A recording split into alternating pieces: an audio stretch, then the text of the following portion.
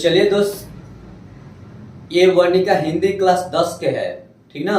हमने एक part video बना दिया था, ये दूसरा पार्ट है और इसमें हम आपको पूरा बता देंगे दही वाली मगमा के बारे में। ये वर्णिका का है, दही वाली मगमा जो पार्ट है, तो एक पार्ट उसका हम बना दिए, तो उसको वीडियो को देख लीजिएगा। और ये दूसरा पार्ट है, अब हम इसको पढ़ाने जा रहा हूँ, तो आप लोग एकदम लास्ट तक वीडियो देखिएगा, तब आपको समझ में आएगा। अगर आप बीच में छोड़ करके चले जाते हैं तो यह निश्चित है कि आपको समझ में नहीं आएगा, इसलिए इस वीडियो को लास्ट तक देखना जरूरी होता है। चलिए देखते हैं, थोड़ा सा इसको जूम कर लेते हैं। देखिए इसमें क्या कह रही है, तो मेरे ऊपर चढ़ बैठी, माने सास जो है, मगमा की जो सास है, वो माँ जी से बात कर रही है। जो दही बेचने जाती थी, तो जो उसके बेंगलुरु में एक माँ जी मिली थी, उसी से ये बात बता रही है। तो मेरे ऊपर चढ़ बैठी, खूब सुनाई उसने। तब मैंने भी उसे कह दिया, मैं तेरे घर वाले की माँ हूँ। कौन कह रही है? मगमा कह रही है कि मैं तेरे घर वाले की माँ हूँ, तू मुझसे इतनी जबा लड़ा रही है, आने तो दे उसे। वह महाराजा घर आया, उससे मैं बोली, देख भैया, इसने बेमतलब में अनजान बच्चे को इतनी जोर से पीटा, अब मैंने मना किया तो मुझे ही चार सुनाती है। माने दो चार उसी को उल्टा पलटा गरिया देती है सास जी को। तू जरा अपनी घरवाली को अकल सिखा। इस पर बोली, मुझे क्या सिखाएंगे? लड़का अगर कुछ उधम करता है, यानी कि गलती करता है, तो उसे मना करने का हक मुझे नहीं? तुमने जैसे इन्हें पैदा किया, वैसे ही मैंने उसे पैदा किया। मुझे क्या अकल सिखाने चली है? जो भी हो, माँ जी वह उसकी घरवाली है, मैं माँ हूँ। उसे कुछ कहा तो पलट करके जवाब देती है, मुझे कहें तो मैं क्या कर सकती हूँ? इस पर वह बोला, हाँ माँ, वह अपने बेटे को मारती है तो तुम क्यों उसके झगड़े में पड़ती हो? तुम मुझे दंड दो, ठीक है? ये बात करती है। तब मैंने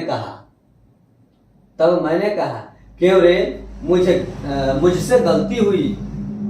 वो कहती है कि क्यों रे, मुझसे गलती हुई?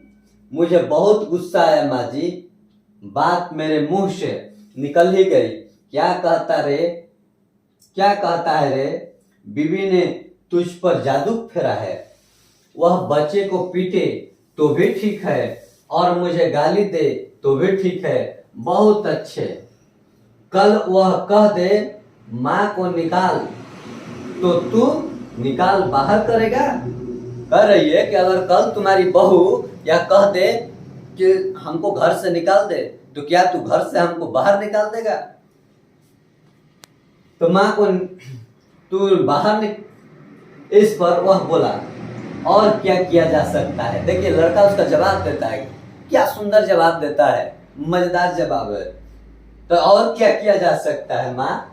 अगर तुम यह कहो कि घरवाली रहेगी तो मैं नहीं रहती, और मैं रहूंगी तो घरवाली नहीं रह सकती, तो उस बेचारी को सहारा कौन दे?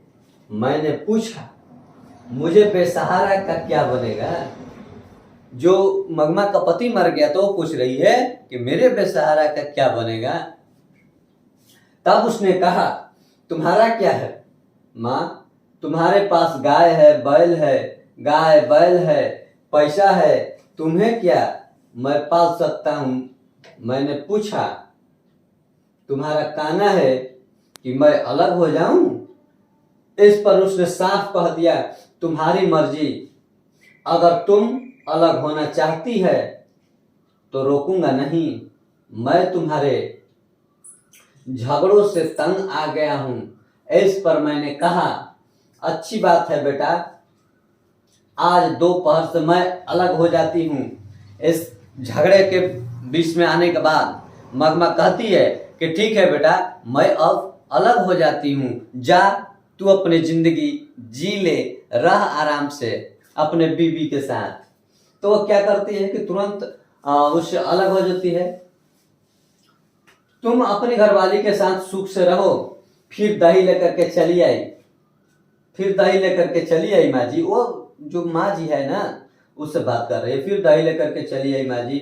मैंने दही लेकर के उससे पैसे दिए और कहा, जाने दो मगमा, घर जाओ, ठीक से रहो, सब अपने आप ठीक हो जाएगा।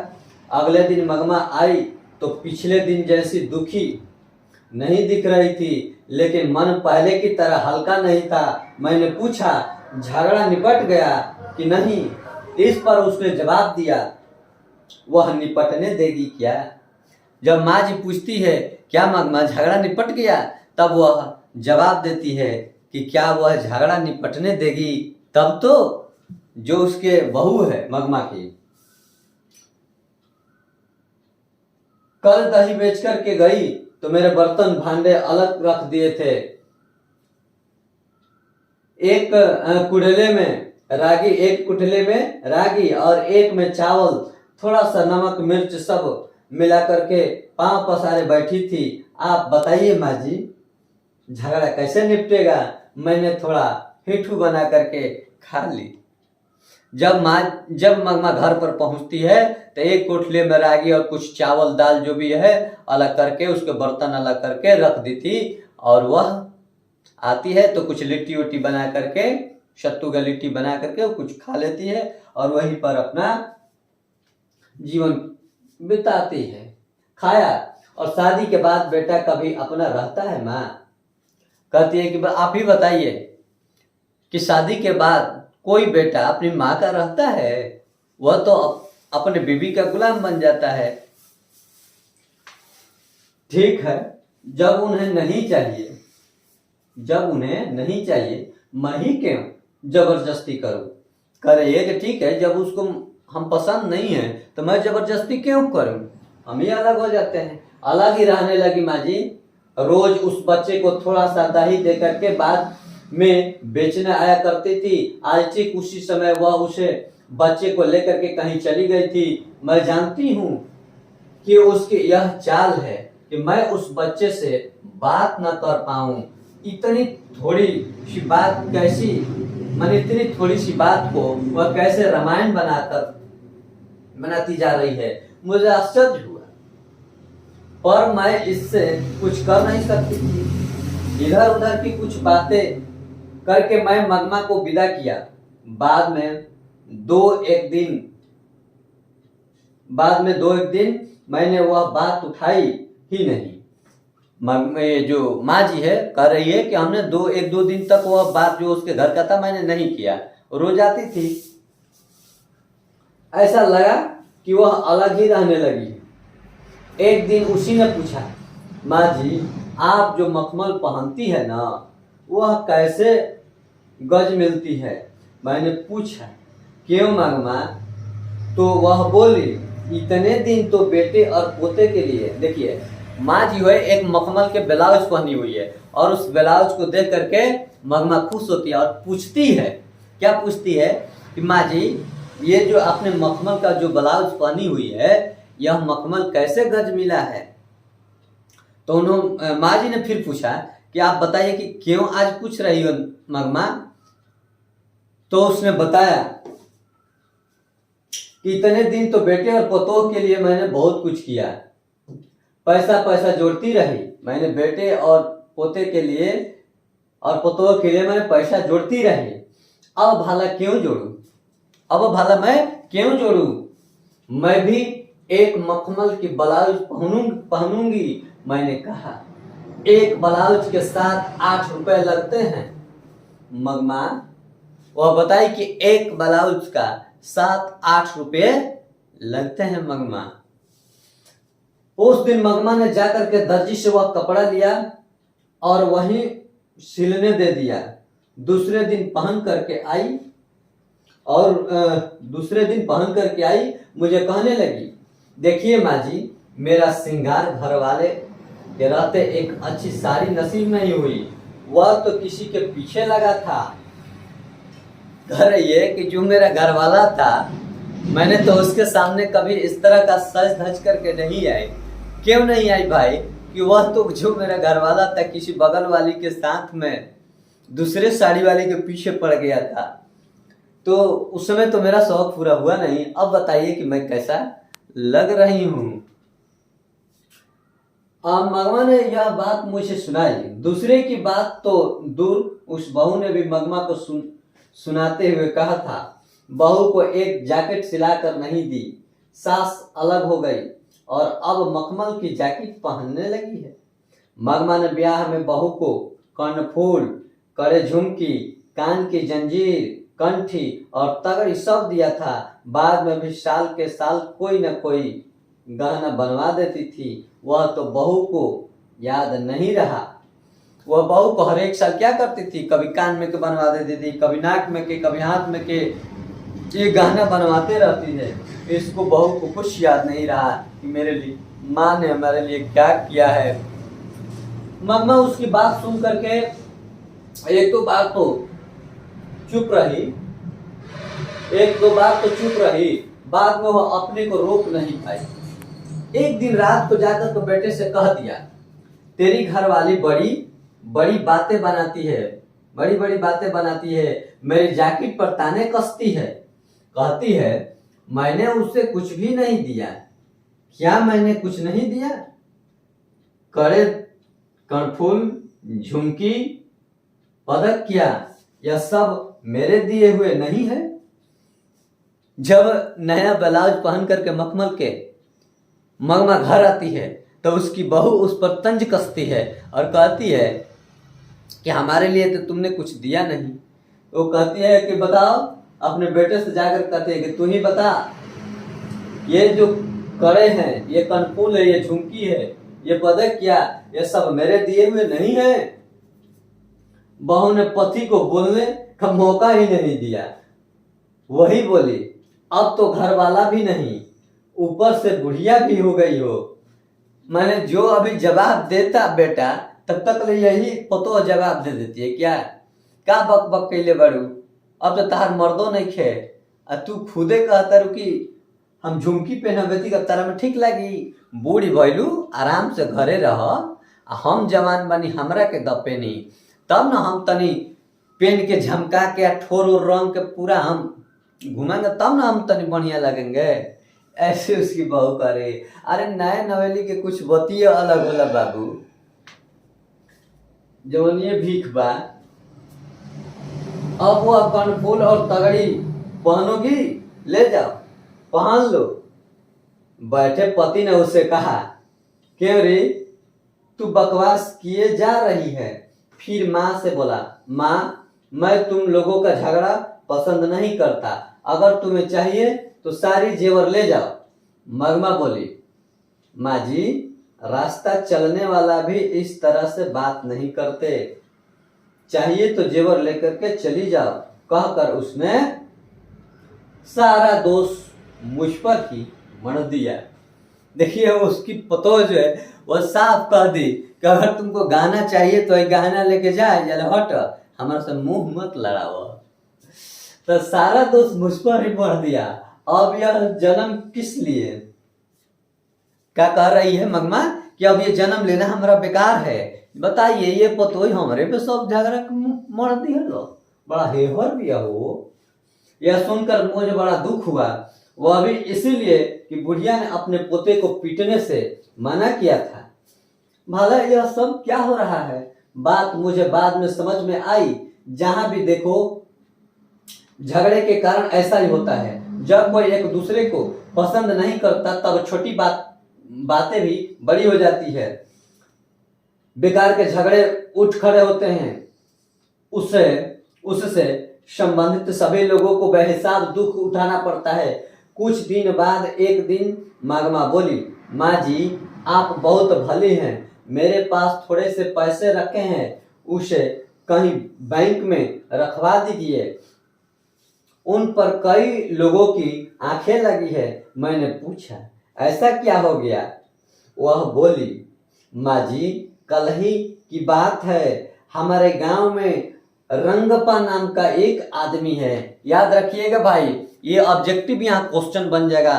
क्या ऑब्जेक्टिव क्वेश्चन बनेगा कि रंगप्पा कौन था, तो ये मगमा के गांव के रहने वाला एक जुआरी था, जो उसके गांव में नशेड़ी और जुएड़ी था। यह आदमी वह कभी कभार जुआ हुआ खेलता है, बड़ा शौकीन तबीयत का है, ठीक ना, वो बड़ा शौकीन तबीयत का है, कभी कल जुआ हुआ भी खेलता है।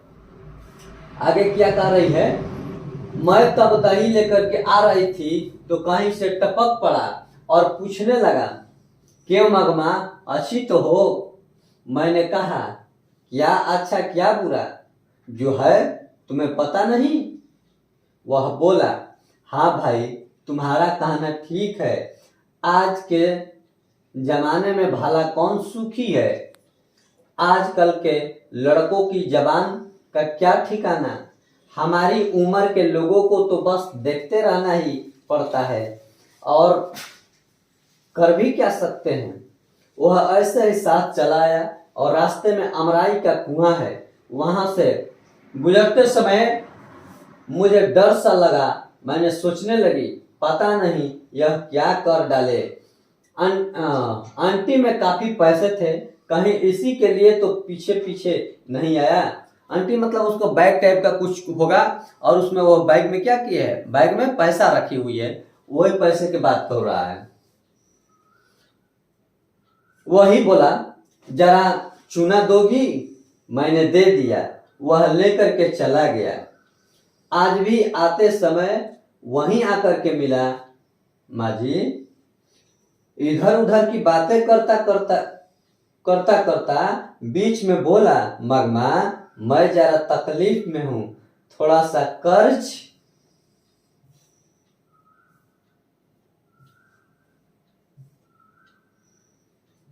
कर्ज दोगी। इस बार रागी बेचते ही लौटा दूंगा। उन्होंने कहा कि जो थोड़ा बहुत हमको कुछ कर्ज दे दीजिए, और मैं काफी दुख में हूं, तो हम अपना रागी बेचेंगे, मतलब कि जो अरहर हुआ है उसको हम बेचेंगे, बाद में हम तुम्हारा पैसा लौटा दूंगा। मैं बोली, अरे भैया, मेरे पास पैसा कहाँ। तब वह कहने लगा, जाने दो मगमा, क्या हमें पता नहीं। वो कहता है कि क्या हमको पता नहीं कि तुम्हारे पास पैसा है कि नहीं है, मैं सब जानता हूं। पैसे को यहाँ वहां गाड़ कर रखने में भला क्या मिलता है। फिर थोड़ी देर बाद वही बोला, तुम्हारा बेटा तुम्हारे साथ रहता तो मैं तुमसे कर्ज नहीं मांगता। मैं जानता हूं तुम अपनी बहू के लिए कोई न कोई चीज बस बनवाती रहती है, कोई बस चीज बनवाती ही रहती है। अब वह बात तो नहीं रही। देखिए माँ जी, औरत अगर अकेली हो जाती है तो लोगों की आंखें उसकी तरफ लग जाती है। अगर कोई भी औरत है, अगर रास्ते में अकेले दिख जाए तो मर्दों का नजर कुछ अलग हो जाता है, वह देखने लगता है लोग। वह बात कह रही है इस तरह का, मैंने अपने घर वाले से पूछ करके बताऊंगी। मैंने मगमा से कहा, मैं अपने घर वाले से पूछ करके बताऊंगी। जो पैसे रखने की बात है, तो माँ जी कह रही है कि मैं अपने घर वाले से पूछ करके बताऊंगी।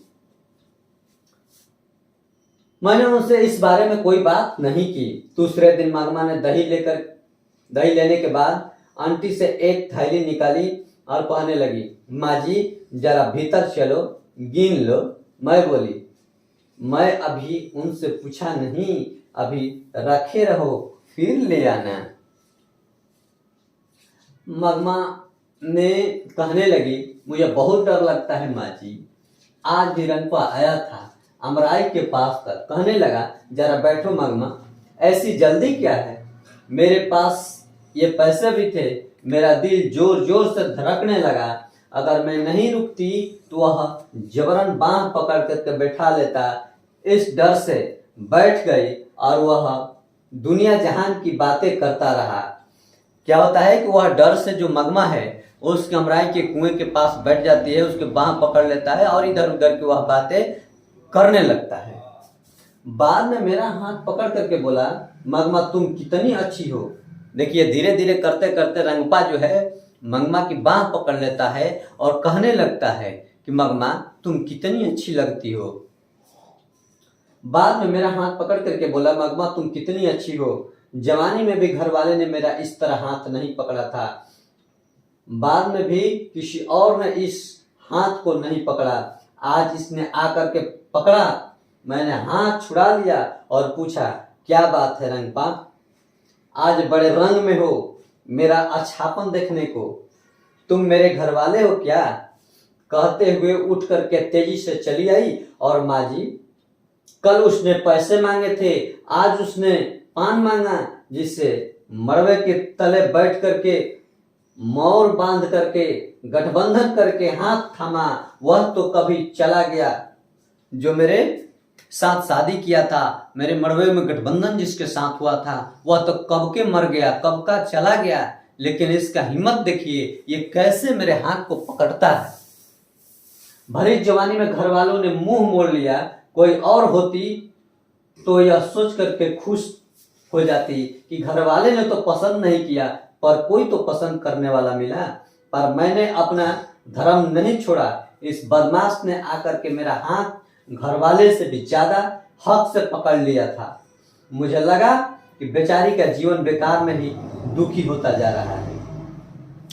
ये जो रंगपा है, अगर क्वेश्चन पूछता है आपसे कि दही वाली मगमा का हाथ कौन पकड़ा था, तो वही जुएड़ी नशेड़ी रंगपा जो था, दही वाली मगमा का हाथ पकड़ा था। इसलिए मैंने कहा यह सब फजीहत काहे को मगमा, चुपचाप जो हुआ सो उस पर मिट्टी डाल करके बेटे के साथ रहो। रह क्यों नहीं जाती? मैंने तो रह जाऊंगी माँ, पर वह रहने दे तब तक। बेटे से यह सब बता दो। हाय राम, हो हल्ला करके मेरी बहू तो मुझे जाति से ही बाहर कर देगी। मुझे देर हो रही है माँ जी, चलती हूँ, कल अपने उनसे पूछ करके रखिएगा। कहकर मगमा चली गई। कहकर मगमा चली गई। 1 घंटे बाद फिर आकर के बोली, माँ जी आज एक बात हो गई। माँ जी ने पूछा क्या? बच्चे के लिए थोड़ी सी मिठाई लेकर के टुकड़े में रख ली थी। मगमा ने पहले ही बताया था कि उसके पोते को उसके पास वह आने नहीं देती, इसलिए मुझे यह समझ में न आया कि बच्चा कौन सा है। मैंने पूछा किस बच्चे के लिए और कौन सा बच्चा है? माँ जी मेरा पोता ही तो तुम्ही ने तो कहा था वे तुम्हारे पास नहीं आने देते। उसकी माँ तो मना करती है, पर बच्चा क्या रुक सकता है, आंख बचा करके आ ही जाता है। कभी कभी जरा दूध पी जाता है, कभी दही मांग लेता है, थोड़ा सा कुछ मिल जाने पर वह नाच उठता है। बच्चा को भाई जानते ही हैं आप, बच्चा बच्चा होता है, बच्चा दुनिया का सुप्रीम पावर होता है, बच्चे के आगे कुछ भी नहीं होता है। बच्चा बहुत सारे गलतियां करता है लोग, लेकिन वो गलती नहीं मानी जाती है। बच्चा एकदम माने असली मजा बचपन का जो है बचपन में ही आती है। कुछ मिठाई दे दो तो तुरंत खुश हो जाना, नहीं देने पर इधर उधर लोटिया करके नाटक करना, चॉकलेट देने हाई फोरदन तुरदन, खिसिया के लगता है लोग को बर्तन पटकने, उड़िया डलिया कुछ छीटने, इधर उधर के करने लगता है। गजब का मजा आता है बचपन, है ना? आता है कि नहीं आता है? तो बचपन एक अलग ही रंग का है, समझिएगा। तो वही उसका पोता जो है मगमा का, कभी चॉकलेट दे देती थी तो वह खुश हो जाता था और आकर के उसके पास नाचने लगता था। हाँ, थोड़ा सा कुछ जाने पर नाच उठता है और जरा भी शोर मचाता है तो तेरी माँ सुन लेगी, कहते ही चुप हो जाता है। जैसे देखिए छोट बच्चा होता है तो कभी वो उसको डरवा दिया जाता है कि चुप रहो नहीं तो गब्बर सिंह आ जाएगा। शोले फिल्म में कहता है ना, चुप रहो मेरे गब्बर सिंह आ जाएगा, ऐसा कहता है कि नहीं कहता है? तो बच्चा मतलब डर से गांव के लोग शांत हो जाते हैं। उसी प्रकार ये बच्चे को कोई बंदर से डरवा देता है, कोई कुत्ते से, चाहे बिलाई से, बाबू चुप रहो नहीं तो बिलाई आ जाई काट ली, बच्चा तुरंत शांत हो जाता है। ठीक उसी प्रकार से यह अपनी माँ से डरता है और यह कहती है, कौन? सास जी माने कि दही वाली मगमा, कि डरो मत, मैंने डरवा रही है कि चुप रहो नहीं तो तुम्हारी माँ आ जाएगी। इसलिए बच्चा क्या होता है, तुरंत चुप हो जाता है। बच्चे का खेल ही तो असली खेल है। उसी के लिए थोड़ी सी मिठाई लेकर के रखी थी। वह सुकुमार है ना, उधर से आ ही रही थी, उधर से आ ही रही थी। वहां एक आम का पेड़ है, उस पर बैठा एक कौवा झट से मिठाई की पुड़िया उड़ा ले गया। आज कैसी अजीब बात हो गई, एक मिठाई की पुड़िया चली गई तो क्या हो गया, फिर से खरीद लो, इसलिए कहा। यह बात नहीं माजी, कहते हैं कि कौवे से आदमी का स्पर्श नहीं होना चाहिए, उससे क्या होता है। कह रही है कि कौवे से किसी को स्पर्श नहीं होना चाहिए, तो जतरा खराब हो जाए। तो कहने की ऐसे क्या होता है, कहते हैं उससे जान का खतरा हो जाता है। मुझे लगा कि मेरे दिन पूरे हो चले हैं। बाद में यह सोच करके खुशी भी हुई कि चलो अच्छा हुआ, यह जन्म किसी को भी नहीं चाहिए। अच्छा है, जल्दी से भगवान के चरणों में पहुंच जाऊंगी। जो भी हो आज ही हो। तुम भी कैसी पागलपन की तरह बातें कर रही हो। पहले तो कौवे को आसानी से मिठाई मिल जाए, ऐसी रख कर लाओ, अगर वह उठा ले जाए तो कहो कि जान का खतरा, उठा कर लेकर चले तो जान का खतरा। यह कौन सी अकल की बात है। जाओ चुपचाप जाओ। तो आपका यह कहना है कि कोई डर नहीं है, डर वर कुछ भी नहीं। जितना झगड़ा होता है उम्र बढ़ती है। कह रहे, देखिए सिखा रहे, कह रहे कि जितना झगड़ा होता है उतना उम्र बढ़ता है।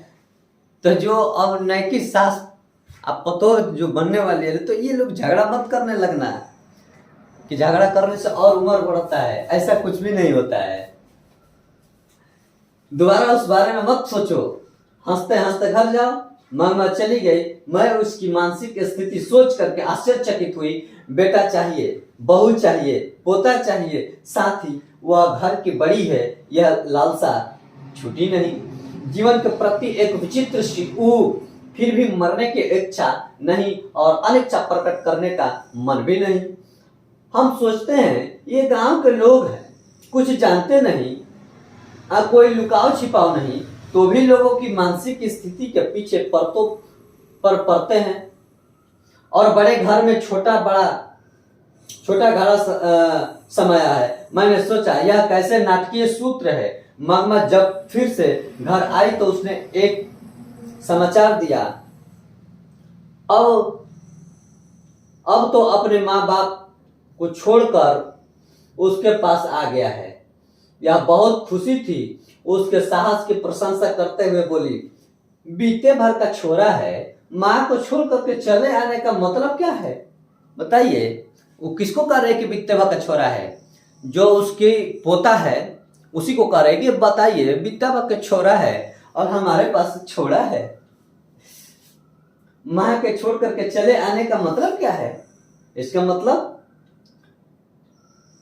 कल दोपहर को आए लड़के ने कह दिया फिर से माँ के पास नहीं जाऊंगा। इतने दिन चोरी चोरी आया करता था, जब वह घर नहीं पहुंचा तो माँ ने आकर के शोर मचाया, पीटने की धमकी दी। मैंने नहीं जाऊंगा कह करके वह मेरी टांग पकड़ करके खड़ा हो गया। देखिए बच्चा जो है ना, एक बच्चा ही होता है, और वह बच्चा आता है और उसकी माँ जब आती है तो धमकी देती है कि घर चल, नहीं तो तुम मार के टांग तोड़ दे। तो डर से वह अपने दादी माँ के पैर को पकड़ लेता है और पकड़ के कहता है कि तू जा, हम घरे ना जाए। मैंने कहा बेटा, उसके बाप ने भी आकर के बुलाया पर मैं नहीं जाऊंगा कह कर वह मेरे पास ही रह गया। माँ जी 10 दिन से अकेले घर में सोती थी, जरा डर भी लगता था। जो भी हो, मर्द का बच्चा है, देखो भगवान ने उसको कैसी अकल दी। जवान बेटे ने मुंह मोड़ लिया। जो उसका अपना बेटा है मगमा का, वह मुंह मोड़ लेता है, लेकिन ये जो नाती है, पोता है, वह उसके साथ साहस के साथ रहता है। तो क्या कहती है कि देखो ये साहसी है, आखिर तो मर्द का बेटा जो है, और यह बीते भर का पोता मैं तो हूं, तुम चिंता मत करो। बोला ये बीते भर का पोता है, कह रहा है मैं तो हूं, तुम चिंता मत करो, कहकर आ ही गया। बहू ने तो सारी रात महाभारत मचाया। बहू ने इस बात को सुनते ही पूरे घर में महाभारत मचा करके रख देती है। एकदम गाली गलौज पूरा है ही हो, फाड़ देंगे, मार देंगे, एकदम मचाई हुई है। लाख जोर लगाने पर भी वह नहीं गया। सुबह यहाँ आते समय तू अकेला कैसे रहेगा कहकर उसे उसकी माँ के दरवाजे पर ले जाकर के खड़ा किया। जब वह भीतर चला गया तब मैं यहाँ आई। अब अगर वह बच्चे को पीटे तो क्या करोगी? बताइए, जो लड़का इतना हमसे प्यार करता है और मेरे सामने ही उस बच्चे को कोई इस तरह से पीटे तो हमसे बर्दाश्त होगा? नहीं बर्दाश्त होगा, किसी से बर्दाश्त नहीं होगा भाई, आपसे भी नहीं होगा। अगर आप जिससे प्यार करते हो और उसको सामने कोई मारे तो बर्दाश्त होगा? मान लो कि कोनो के लभरे है, आई वो बेटा आगे तो उसको कोई छेड़ेगा तो उसको बर्दाश्त होगा जी? भले जान चल जाए तो चल जाए, बाकी छेड़ दे गर्दा हो जाए। अगर वह बच्चे को पीटे तो क्या करोगी? अरे माँ जी, क्या उसे के इस बात की खुशी नहीं होगी कि बेटा एक बार तो घर आया है, पास रहे तो मारने को मन करता है। देखो माँ जी, जब हम इकट्ठे थे तब मुझे कभी यह नहीं लगा कि मेरी बहू सुंदर है।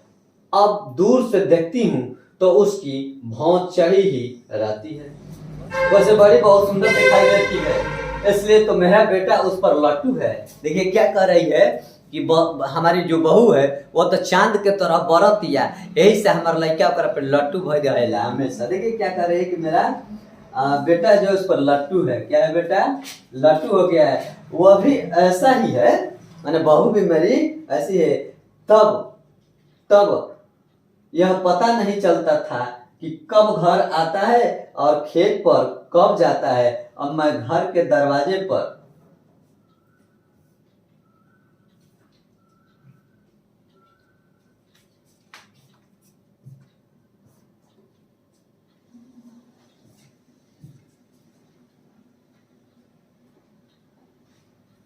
बैठी देखती रहती हूँ, इतनी जल्दी क्यों चला गया? मैं घर के दरवाजे पर बैठ के, बड़े इंटरेस्टिंग है जी ये कहानी जो है ना, आप पढ़िएगा तो मजा आ जाएगा। इतना इंटरेस्टिंग है, जो हमारे समाज के अंदर, हमारे घर में, हमारे आसपास पड़ोस के लोगों में जो होता है, बीतता है, उसी घटनाओं के बारे में ये चर्चा किया गया है। लगेगा कि हमारे आसपास की ये घटना है। ये एक बार पढ़ने के बाद जो आजकल की नैकी पतोह जो आती है तो उसको सीखना चाहिए इस कहानी से, और जो सास बनने वाली है उसको भी सीखना चाहिए। खास करके आजकल के लड़कियों को इस बात को जरूरी हो जाता है सीखना कि बहू के साथ किस तरह का व्यवहार करना चाहिए, और बहू को भी सास को भी बहू के साथ किस प्रकार का व्यवहार करना चाहिए। इस कहानी को पढ़ने के बाद पता चल जाएगा। बहुत सारे इसमें गुण बताया गया है कि कौन किसके साथ अच्छे से रहना चाहिए। बैठी देखती रही तो इतनी जल्दी क्यों चला गया? वो कहती है कि पता नहीं हमको चलता है कि इतना कब जाता है कब आता है, इतनी देर तक क्यों नहीं आया। माँ जी, उसे भी तो ऐसा ही लगता होगा ना। यदि वह पीटेगी तो कल दही बेचने निकलूंगी तो मेरे साथ ही चला जाएगा। वो सोच रही है कि अगर कल मैं दही बेचने जाती हूँ तो वह मेरे ही साथ चला जाएगा दही बेचने। मुझे यह सोच करके आश्चर्य हुआ कि वह कितनी दूर तक सोचती है। मुझे लगा कि कुछ दिनों में उसका झगड़ा निपट जाएगा और सभी सुखी रहेंगे। मैं ना आया हुआ भी ऐसा ही। 2 दिन बाद लड़का माँ के पास गया, पर उसके दूसरे दिन ही दादी के साथ मैं भी बेंगलुरु जाऊंगा कह करके जीत पकड़ ली।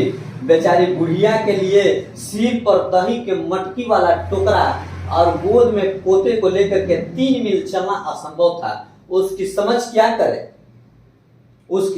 कि अब क्या करें। बेटे और बहू ने आकर के समझाया। उस दिन हमसे गलती हो गई। बेटे और बहू ने आकर के समझाया कि उस दिन हमसे गलती हो गई। तुम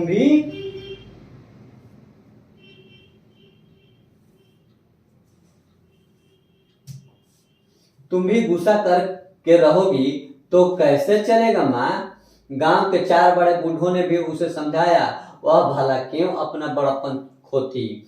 मगमा अपनी इच्छा से ही फिर खुशी खुशी अपनी बहू के साथ रहने लगी। परंतु पोता तो दादी के पास ही रहने की जिद पकड़ा बैठा था। पोता तो दादी के साथ ही रहने की जिद पकड़ा बैठा था। इसीलिए एक नया प्रबंध शुरू हुआ। शुरू से ही दूध दही का व्यापार मगमा के हाथ में ही था। बहू के आने पर भी मगमा ने उसे अपने हाथ में ही रखा। जब कोई बहू बन करके आती है तो घर के खाने पकाने की जिम्मेदारी भी उस पर पड़ती है। जब ब्याह होकर के नया नया बहू जब घर में आती है तो उसका जो खाना पकाने का जिम्मा होता है उसी को मिल जाता है। और थोड़े एक महीना के लिए तो खूब रंग ढंग बनाती है लोग, एकदम इधर उधर उछल कूद करते रहती है लोग। बाद में फिर जो होता है जिम्मेवारी मिल जाता है जब घर के, तो घर की जिम्मेदारियां बहुएं समझने लगती है। तो ठीक उसी प्रकार से हो रहा है। जिम्मेदारी अपना बड़ापन खोती। मामा अपनी इच्छा से ही फिर खुशी खुशी अपने बहू के साथ रहने लगी, परंतु पोता तो दादी के साथ ही रहने की जिद पकड़ा था। इसलिए एक नया प्रबंध शुरू हुआ और शुरू से ही दूध दही का व्यापार जो है मगमा के पास ही रहता था। बहू के आने पर भी मगमा उसे अपने हाथ में ही रखा। जब कोई बहू बन करके घर में आती है, जब कोई बहू नया घर में बन के आती है तो उसकी जिम्मेदारी उस बहू को खाना पकाने का मिल जाता है। तो बहू जो नया होती है तो तमक चमक करती है लो एक महीना तक, फिर जो भी होता है होता ही रहता है। पर वास्तव में बात तो यह थी कि दही बेचने पर 4 पैसे हाथ आते थे। अब पोते से सदा दादी के पास रहने की हठ पकड़ी थी। बहू बोली, इतनी धूप में इस उम्र में तुम क्यों बाहर जाती हो? देखिए, बहू जो है अपने सास का ख्याल करती है। क्या कहती है कि इतने धूप में आप क्यों दही बेचने जाओगी? अब आपका उम्र थक चुका है, आप बूढ़ी हो गई हो, हम अब दही बेचने जाएंगे, अब हमको जाने दीजिए माँ, ये जिम्मेवारियां अब हमको सौंप दीजिए। लेकिन मगमा काहे को मानने वाली है? भला कितने दिन यह काम कर सकोगी? घर में ही खाना पीना बंद करके, खाना पीना खाकर बनाकर मालकिन की तरह रहो। दही बेचने का काम अब मैं देख लेती हूँ। वो कह रही है कि दही बेचने का जो काम है अब मैं देख लेती हूँ, तुम अब क्या करो? इसी तरह से घर में मालकिन बन करके बैठ जाओ, रोज जाने का काम तुम ही करो, ठीक है? हक दिया। साथ ही यह भी कहा कि कभी कभार मैं चली जाऊंगी।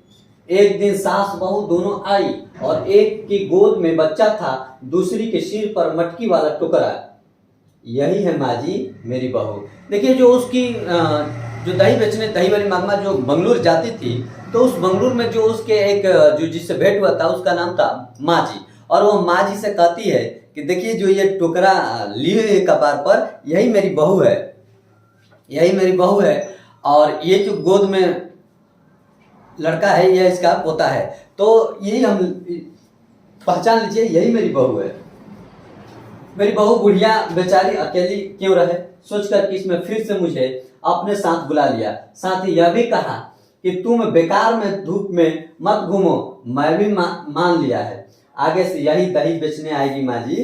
वो कह रही है कि आगे सब दही बेचने यही आएगी। मैंने सास और बहू से बात करके और संयम से काम लेना चाहिए कह करके 2 बातें अकल की है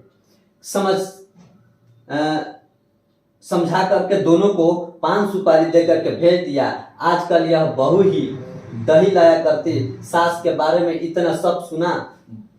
अब बहू क्या कहती है यह जानने की उत्सुकता मुझे निकाल देना ठीक है हुई। इसलिए एक दिन मैंने कहा, अरे नजम्मा, याद रखिएगा, दही वाली मगमा के जो बहू थी उसका नाम क्या था? उसका नाम था नजम्मा, ठीक ना? ऑब्जेक्टिव में ये क्वेश्चन पूछ सकता है कि दही वाली मगमा का क्या नाम था, तो उसका नाम था नजम्मा।